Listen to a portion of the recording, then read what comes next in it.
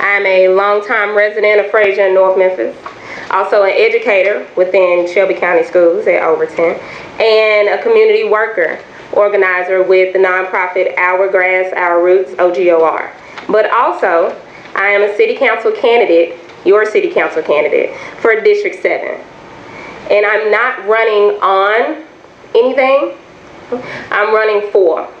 Okay. So as an educator, I'm in the midst of the life-threatening issues that students and their families are dealing with on a daily basis. Okay. I'm running for them. Okay. As a community organizer, I'm doing the work and I'm viewing others who are also doing the work to help resolve community issues with partnerships with neighborhoods and organizations. Okay. I'm running for them. And as your candidate for City Council District 7, I plan to take these insights and strategies to the level of efficiency and responsiveness that our communities like Frayser deserve. So I'm running for us. And with the running comes with three things that I'm focusing on. Improving access to housing and home ownership, helping establish stronger partnerships between local government, law enforcement, and community leaders in order to promote safe communities. And then also attracting and retaining businesses and work training programs to improve our local economy through opportunity. So let's think on what that looks like. So with the focus on housing, CDCs doing the work should be supported financially. Consistent government assistance from the city should always be a resource to help transform the community. So for example, Frayser is TIF eligible, and TIF stands for tax increment financing.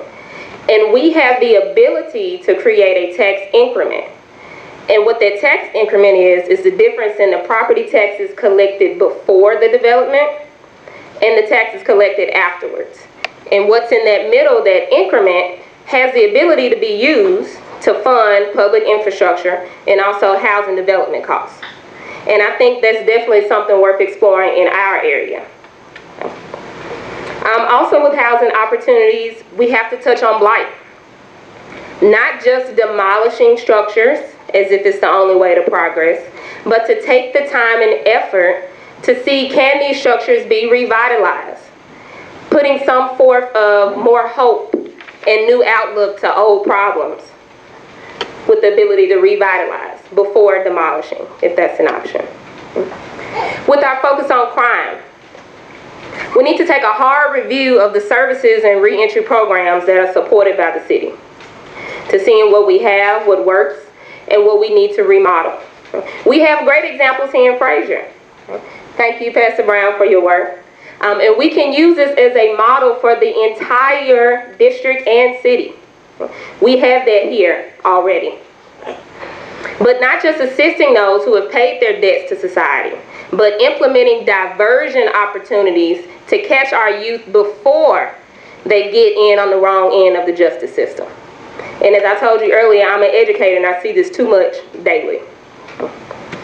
Whole solutions for crime, we have to be proactive with them. And we can't be afraid to adjust them as we see fit. But let's keep that motion, the communication amongst law enforcement and community leaders with our PJAs. But let's ask more of city government to commit to decreasing crime in our communities. And let's also stay in good relationships with state legislators as they look at that reform as well. And lastly, the focus on economy. Investment in our reentry programs pours back into the economy. Investment in workforce training and youth training pours back into the economy. Investment in small businesses in our neighborhood pours back into the economy. So what I want to do is work on attracting more businesses and developments right here in Frayser and the surrounding neighborhoods, but also advocate for living wages so people don't have to make those tough decisions for their basic needs. And also fully funding MATA so that people can have reliable transportation to get to these jobs and wherever they may be. But in my work as an educator and community organizer, I know too well the economic struggles faced daily by our neighbors. We have 3 generations competing for the same low-level jobs, while many businesses in the city claim that we have no skilled or qualified candidates for the jobs that are open. That's a major issue, and we have to work together to end that trend that's going on in our city. We must play a part in the progress that's happening so it does not pass us by fully.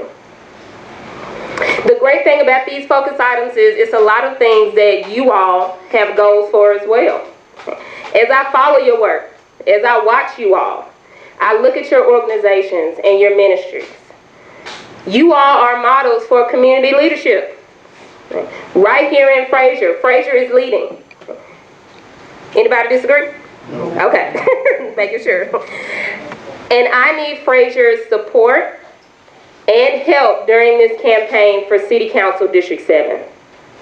I need you to communicate with me about issues that your organization faces as you serve others. Inform me how local government can better work to serve you and the surrounding communities. Communities deserve to have an open and working and trusting relationship with their representatives. Nothing of the less. Also importantly, I need your vote. Your vote will restore honesty, trust, transparency, and community voice back in the seat of City Council District 7. And that is something that we all deserve in the entire district. For over 20 years, I've witnessed sometimes stagnant progress and seen some things go backwards, but I've also witnessed the capabilities that we have. And over the past few years, I've witnessed the lack of trust that we have in our city council seat with our representation.